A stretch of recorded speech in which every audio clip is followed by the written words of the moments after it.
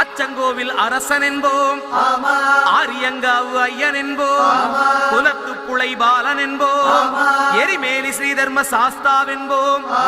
சொரிமுத்து ஐயனார் அப்பன் என்போம், ஜோதிச ரூபன் என்போம், மகர்ஷி மர்தன் என்போம், மணிகண்ட சுவாமி என்போம்,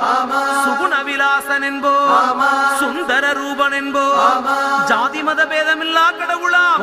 சத்திய வடிவான தெய்வமாம், ஆபத்தில் காப்பவனாம், அன்னதான பிரபுவாம், உலகத்தின் முப்பற்ற தெய்வமாம், சோதனைகள் செய்வானாம் ஆனா கைவிட மாட்டானாம். அப்படிப்பட்ட சாமி ரொம்ப சிறுசையா ஆனா சக்தி ரொம்ப